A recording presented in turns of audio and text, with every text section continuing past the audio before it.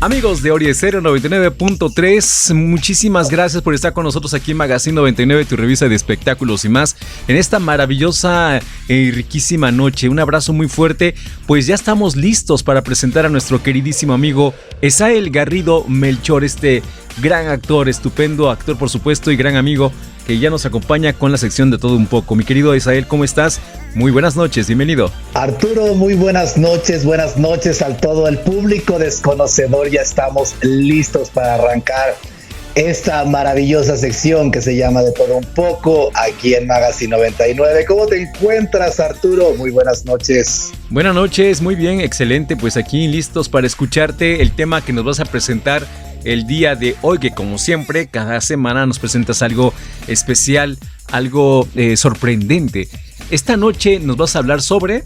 Pues mira, Arturo, el día de hoy vamos a hablar de una isla remota, rodeada por el Océano Pacífico, el lugar más aislado del mundo, donde se levantan unos gigantes monolitos que por más de 1000 años su origen y significado ha estado envuelto en el misterio. Hoy vamos a hablar de los misterios de la isla de Pascua y los Moai.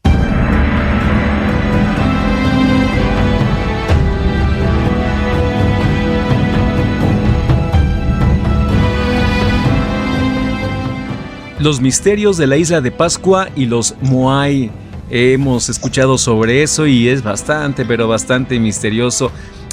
Pues queremos saber más sobre esto, mi querido amigo, platícanos. Pues mira, Arturo, vamos a empezar con un poquito de ubicación, vamos a ubicarnos, ¿no? La mayoría de la gente ubica la isla de Pascua, obviamente por estas grandes esculturas, por estos grandes monolitos llamados Moai, que se encuentran dentro de esta isla, pero la isla de Pascua o Rapa Nui, así es su nombre original en esa lengua, y pues resulta que es una isla que se encuentra, o más bien pertenece a Chile, a la provincia de la homónima de la región de Valparaíso, ubicada en la Polinesia, en Oceanía, en medio del Océano Pacífico, a 3.700 kilómetros de la ciudad chilena de Caldera. Repito, como lo dije en la introducción, este es una isla o un lugar, el lugar más remoto en el mundo. Esta isla prácticamente se encuentra en medio del Océano Pacífico y pues para llegar ahí, pues ahora sí que se requiere de pues un transporte especial porque son kilómetros y kilómetros océano adentro. Pero este enigmatismo de esta isla nos lleva a diferentes preguntas. ¿Qué significado tienen esas estatuas? ¿Quién las construyó y para qué?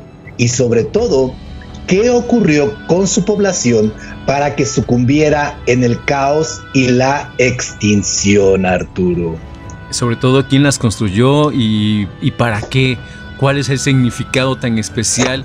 Porque sí lo envuelve un gran misterio. Así es, Arturo. Pues mira, vamos a remontarnos un poquito en la historia porque los misterios de la isla de Pascua comienzan a ser develados principalmente por su descubrimiento, que fue de alguna manera, lo pongo entre comillas, el domingo 5 de abril de 1722, una flotilla de barcos irlandeses comandados por el capitán Jacob Roggeveen perdió el rumbo en el Océano Pacífico y en medio del caos total, el vigía divisó a lo lejos una pequeña isla que en los mapas del capitán no indicaba nada sobre su existencia.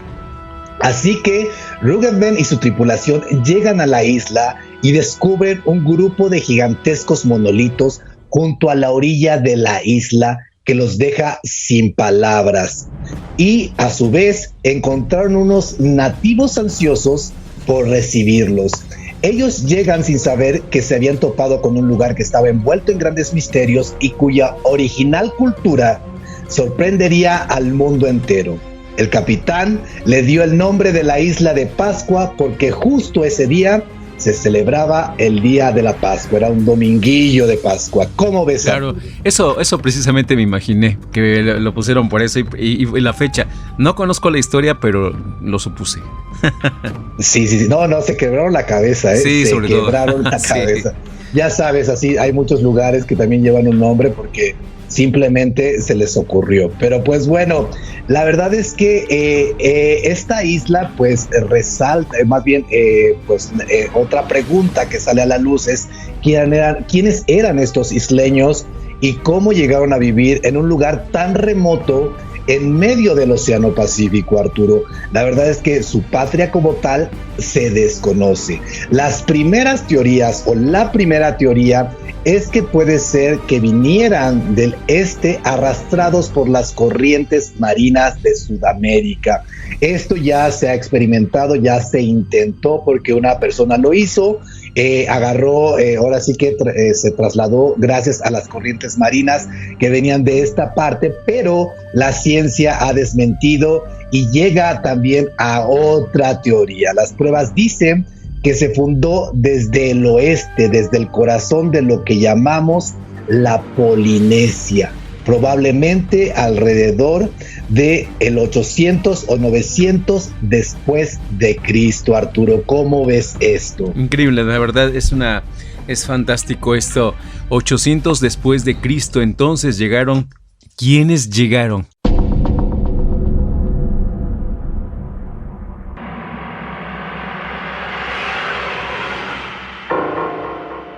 Pues mira, la verdad es que han habido muchos estudios para identificar de dónde provenía esta cultura, cómo fue que llegaron a una isla tan remota, Arturo. Estamos hablando que es pues una civilización que prosperó ahí en esa isla.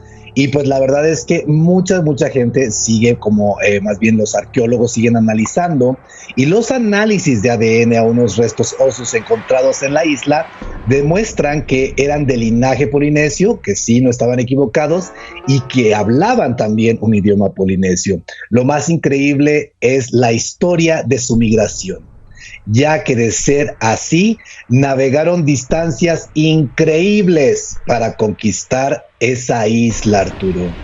Exactamente. O sea que, bueno, estas personas, esta civilización llegaron entonces, digamos, de Asia. Pues mira, la verdad es que hay que recordar que la cultura polinesia, para la gente que no lo ubica como tal, recordemos Moana, Hawái, todas estas ¿cómo se dice? Culturas que las ubicamos de esta manera, ¿no? Uh-huh. Esa es la tradición polinesia. Claro. Hay que recordar que ellos, al igual que los vikingos, como que tienen una gran historia, que eran grandes navegantes, Arturo. ¿Recuerdas estos grandes embarcaciones? Y ellos tenían un amplio conocimiento de maneras de localizar su posición al cruzar el océano. Así es. Navegaban con sus canoas, fijándose principalmente en las estrellas, el sol y la luna. Y gracias a ellos y a ellas, a la orientación, pues se daban cuenta en qué parte estaban y cómo podían llegar a cierto lugar. Las canoas de viaje de los polinesios son esas dobles canoas, Arturo, que parecen a los catamaranes actuales. Claro. Algunas eran muy, muy grandes. ¿Las ubicas? Sí, ¿cómo no? Ándale, pues mira, estas llegaban a alcanzar velocidades impresionantes y podían medir hasta 30 metros de longitud, Arturo. ¿Cómo ves? Híjole, imagínate el recorrido que se aventaron, ¿no?, estas personas para llegar en esas naves, por así decirlo.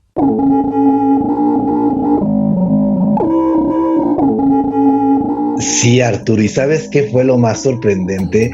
Que no solo viajaron solos, vinieron con su propia comida, con plantas y animales que necesitaban. Tecnología básica de su cultura y también obviamente su cultura, tradición oral y demás. En pocas palabras se puede decir que ellos tomaron su cultura y la trasplantaron en esa isla. Entonces su historia, la verdad es que se basa a través de mitos y de la tradición oral, pero esto es sorprendente, Arturo. Bastante sorprendente. Imagínate traer toda la familia, todas tus cosas, tus plantas, tus animales, tus herramientas. La casa se la trajeron en sí. Exactamente, pero amigo, la pregunta es, ¿cómo llegaron? ¿Quién los guió? ¿Cómo es que descubren esta isla en medio del Océano Pacífico cuando no teníamos Google Maps ni nada? ¿Estás de acuerdo? Sí. No, y eso de que, perdón, eso de que Cristóbal Colón descubrió América, eso ya ni al caso, porque desde hace años, antes de, por supuesto, llegaron otros personajes vikingos, por ejemplo, y en este caso me estás hablando de estos polinesios, ¿no? Llegaron a este continente igual, pero llegaron antes que Cristóbal Colón.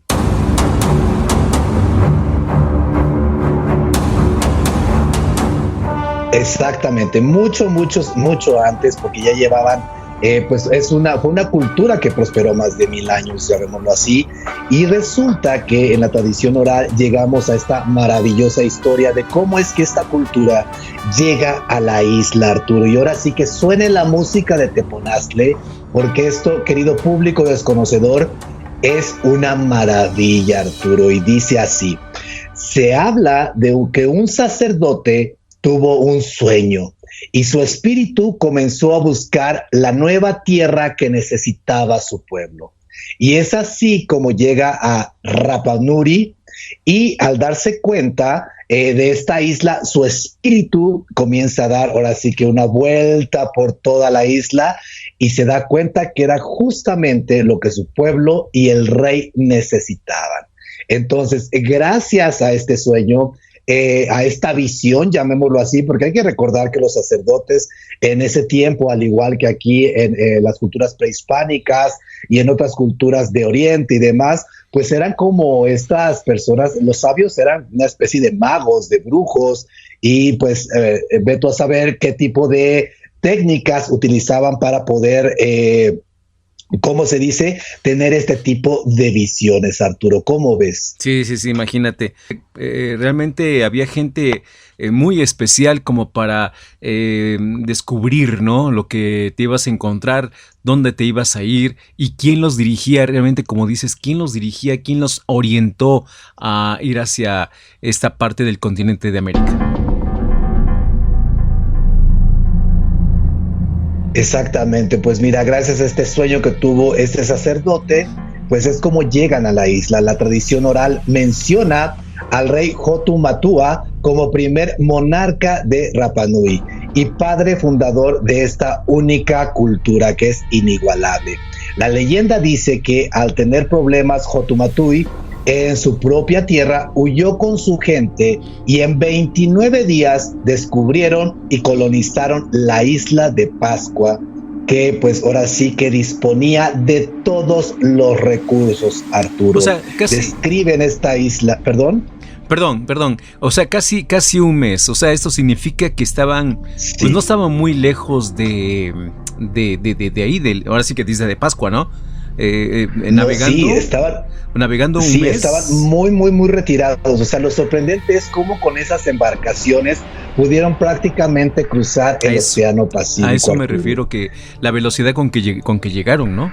Sí, o sea, y también cómo sortearon pues todos estos obstáculos que el océano presenta. Hemos visto grandes embarcaciones cómo han sucumbido a inclemencias del tiempo, oleaje y mareas altas. Bueno, que es un mundo el mar, el océano, ¿no? Es una cosa increíble, pero pues es así como llegan y pues describen esta isla pues prácticamente como el paraíso, con una flora y una fauna únicos, y es ahí donde se forma esta cultura aislada, no solo por la distancia enorme que los separaba de los continentes o de las islas vecinas, sino por sus propias creencias, Arturo. Sus propias creencias los aislaron.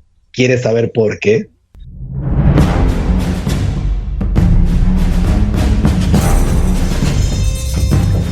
Pues mira, ellos crearon un mito, la verdad. Fíjate cómo está la historia. Agárrense, público desconocedor, porque ahí les va. Ellos crearon un mito que tenía al pueblo pegado a Rapa Nui. O sea que al crear esta historia, la gente decía, pues bueno, nos vamos a tener que quedar aquí, somos los únicos, no hay más cosas allá, aquí quedémonos. Resulta que según el mito la isla estaba rodeada de muchas islas. Entonces apareció un gigante con un gran mazo y les empezó a pegar así a todas. Y cuando llegó con la isla de Pascua, su mazo se rompe y entonces la isla no logra hundirse, lo cual para ellos era decir que todo a su alrededor se había extinguido y que ellos eran los únicos sobrevivientes a todo esto y que eran la única cultura que pues ahora sí que existía en ese entorno. Arturo, ¿cómo ves? Me imagino, pues ahora sí que fue parte de su ritual en este caso. Sí, y aparte pues a toda la gente les hacen creer que eran los supervivientes de un mundo del pasado y que pues ya no existían otras islas, ni otras personas, ni otras culturas, que ellos eran los únicos. Cuando el rey Jotumatua murió, sus 8 hijos dieron vida a 8 tribus y colonizaron las diferentes partes de la isla. Ojo con este punto, porque ahorita viene una historia que, híjole, el desenlace está, pero de verdad macabrón, Arturo. Ellos crearon una cultura artística que se expresó de diferentes maneras, como en tatuajes, artesanías, pintura corporal, y tenían la escultura en piedra, y es aquí donde nos empezamos a meter con, pues ahora sí que los sorprendentes monolitos que se encuentran en esta isla. También en la isla se han encontrado petroglifos y pues la cantidad es sorprendente, alrededor de 4,000 aproximadamente, Arturo, petroglifos en toda la isla. ¿Cómo ves esto? 4,000, yo pensé que eran pocos nada más, pero no, son 4,000, increíble. Sí, es increíble. ¿Sabes por qué creo que pudo haber sucedido esto? Obviamente porque es una isla, no existían otros bandos que pudieran intervenir o la mano del hombre, claro, hasta que fue descubierta, ¿no? Entonces esto ayudó a preservar pues más de la historia de esta maravillosa cultura. Pero todo esto nos lleva a los Moai, Arturo. ¿Quiénes eran los Moai o qué eran los Moai? Estas grandes esculturas monolíticas. Pues bueno, estos monolitos gigantescos, Arturo y querido público desconocedor, resulta que hay alrededor, escucha, Arturo, de 1,000 monolitos gigantes, exactamente. ¿Cómo ves? No, disculpa mi ignorancia, pero yo pensé que eran como 10, 15, pero dices 1,000, caray. Entonces, oye, pero es que ¿sabes qué? Estos monolitos, los Moai, los vigilantes de la isla de Pascua, para que el público nos vaya entendiendo, vaya pues asimilando, se dice que no nada más es lo que se ve, sino que hay una gran parte hacia abajo. ¿Será cierto? Pues mira, no como tal, no en todos. Ahorita vamos a ver por qué y cómo es que estos eran ahora sí que puestos en posición vertical. Ahí hay una historia y hay un ritual, pero ¿qué son? ¿Cómo pudo este pueblo primitivo esculpirlos y transportar? Lo importante también es esto, lo sorprendente, cómo transportaron esas inmensas piedras. Eso es lo que aquí ya me sacaste de onda. ¿Lo transportaron o lo construyeron ahí? ¿Qué fue? ¿Qué pasó? Lo construyen en una cantera, amigo, que se encuentra dentro de la isla, retirado. Estamos hablando de piezas monolíticas pesadísimas y gigantescas. Sí, claro. Recordemos que ellos llegaron con herramientas rudimentarias. O sea, realmente no estaban como en una evolución en cuestión de técnicas como para movilizar esa magnitud de roca, amigo. Ok. De todas formas, es grandísimo, ¿no? La transportación, ¿cómo la hicieron?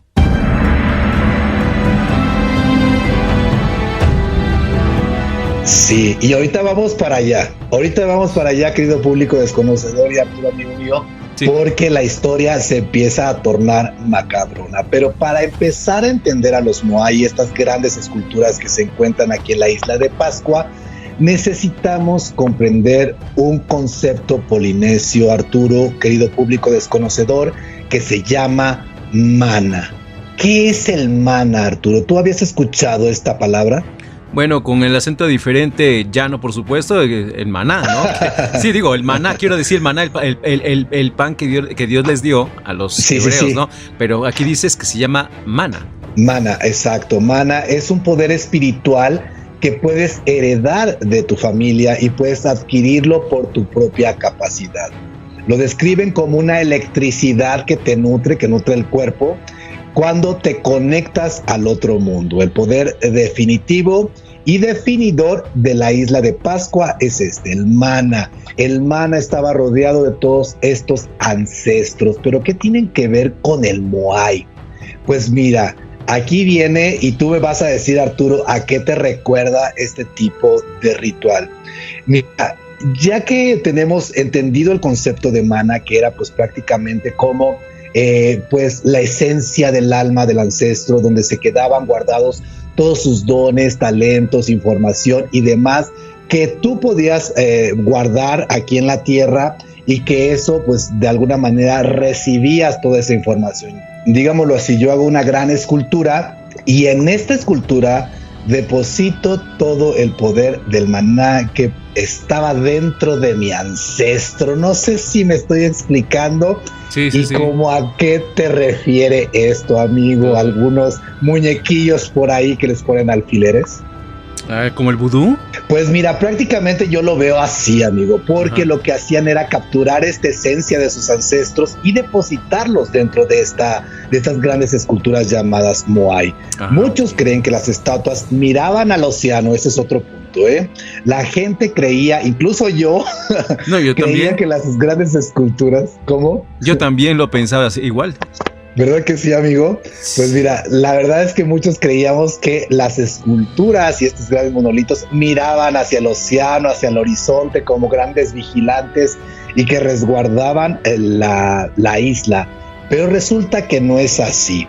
Las estatuas miraban hacia el interior de la isla, por encima del pueblo, como si los antepasados estuvieran mirando cada cosa que hacía esta cultura. O sea que sus antepasados los guiaban, los vigilaban y los protegían a ellos. No estaban esperando a nadie afuera, no buscaban a nadie arriba, no veían a nadie en el océano, sino que toda esta información que se depositaba en el Moai estaba presente hacia la isla, ¿sabes? Como que toda esta información y demás, y se hacían pues ahora sí que las juntas y se abordaban temas pues como socioeconómicos, culturales y demás, con los, pues ahora sí ya vemos como los ancianos o los regentes de la isla, justamente enfrente de los Moais. Eran como, pues sí, llamémoslo así, como una especie de altar que tenemos ahorita, no sé, llamémoslo así como cuando entramos a la iglesia, que el sacerdote tiene atrás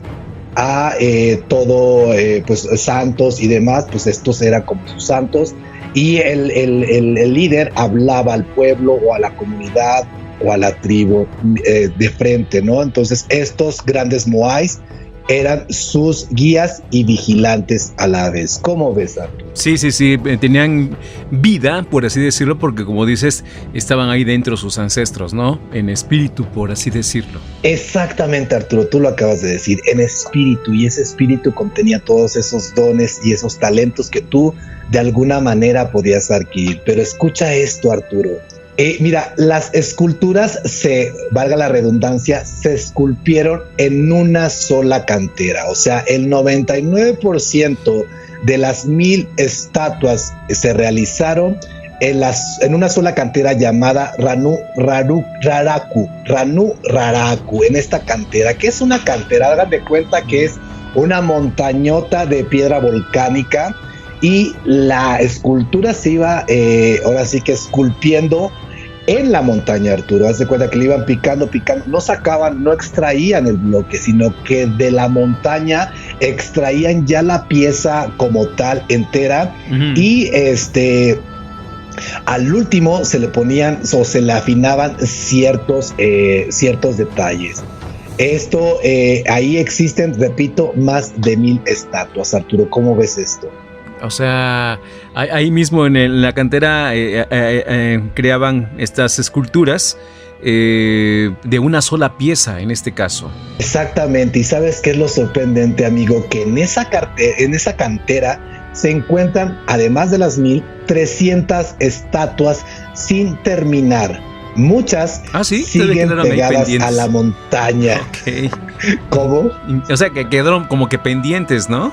Exactamente, pero ahorita vamos a eso de por qué quedaron sin terminar todas esas esculturas. Ahí siguen pegadas a la montaña, otros son simples bloques que empezaron ahora sí que a perfilar y nunca los terminaron. Nunca terminaron estas, ahí quedaron pegadas en la cantera o al pie de la cantera, ya no fueron acomodados. De momento pareciera como si algo hubiera sucedido y todo lo hubieran dejado. Hace cuenta que como cuando tiembla y todos salimos corriendo y se queda así todo, de momento. Así fue como encontraron. Pero ¿cómo los hacían, Arturo? ¿Cómo eran que los esculpían a los Moai? Los Moai se esculpían con herramientas de piedra hechas de basalto. Las esculturas se esculpían casi por completo en la cantera, repito. Y pues al final se detallaban como ciertas cosas que era como la cuenca de los ojos. Y en ese momento el espíritu del antepasado entraba en la estatua y transformaba esto en un rostro vivo denominado Aringa Arua, que significa el rostro vivo del antepasado, Arturo. Caray, increíble, increíble. Pero para empezar, lo artístico estuvo padre porque lo armaron muy bien. Lo sorprendente es esto, ¿no? Cómo para ellos el espíritu poseía, por así decirlo, esta escultura, ¿no? Sí, exactamente. Y las personas que las realizaban, ahora sí que los escultores, eran hombres pues de alguna manera nobles o privilegiados, tenían un gran respeto por su arte, por esto que hacían. Con el tiempo los Moai fueron modificados, o sea, en apariencia y dimensiones. Entre más grande la cultura, pues era más poderosa, o la tribu era más poderosa. Haz de cuenta que al principio eran grandes, sí, eran grandes dimensiones, pero poco a poco comenzaron a construir moais cada vez más y más y más altos. Esto de alguna manera era como una competencia con las otras tribus que vivían dentro de esta isla, y ahora sí que el que tuviera el moai más grande era el más chipocludo. No, está bien.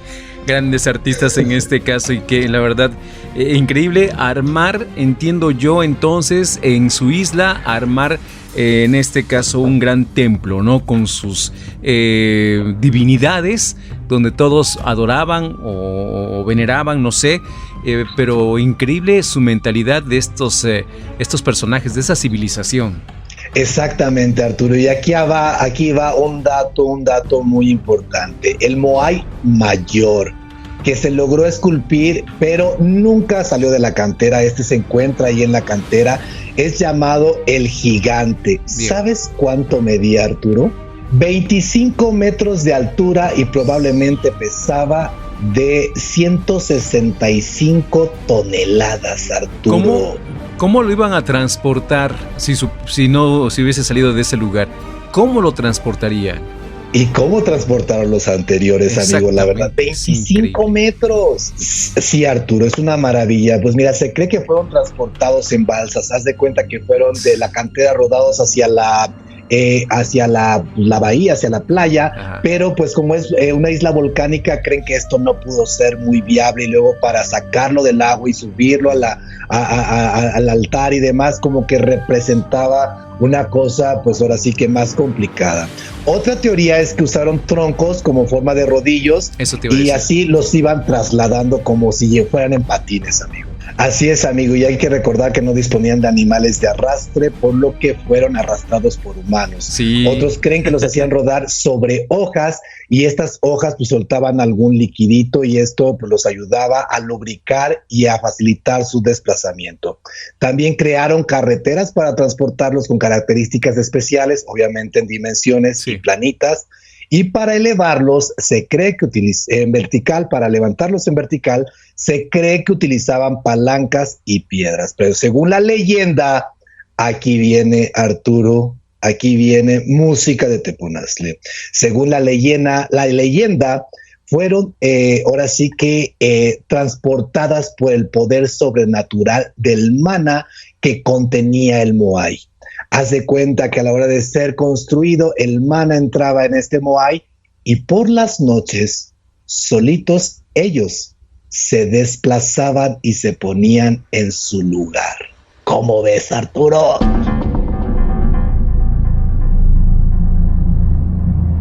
Pues yo, aunque parezca extraño, pero yo creo más en esa versión, ¿eh? La verdad que sí. Porque por lo que platicaste, por esos ancestros que colocaron dentro de, por así decirlo, por el mana, pues se me hace más creíble esa parte. Sí, amigo, la verdad es que cómo los transportaban, y resulta que su último ajua o altar donde los ponían es uno de los monumentos ceremoniales construidos más grandes pues ahora sí que la zona del Pacífico. Contiene 15 estatuas monolíticas y es el mayor número de estatuas que están en un altar, y este fue pues ahora sí que el último que realizaron. Se cree que pues esta cultura tuvo un exceso de población y entraron en una crisis, y pues ahora sí que descendieron. Su explotación o sobreexplotación de la isla, pues obviamente agotaron todos los recursos, y esto llevó a una batalla campal, se cree, entre tribus, lo cual pues ahora sí que esto generó una guerra, y pues ahora sí que muy muy fuerte ahí. Entre tribus comenzaron a derribar los Moai, porque ellos creían que al estar viviendo esta hambre, esta hambruna, era una maldición de sus ancestros, así que deciden derribar intencionalmente los Moai, poniendo piedras en donde iban a caer para que el rostro quedara destruido. Esto puede ser que una cultura a la otra, más bien digo, una tribu a la otra dentro de la isla, pues se atacaba, y se cree que el hambre fue tan grande que llegaron a practicar el canibalismo, Arturo.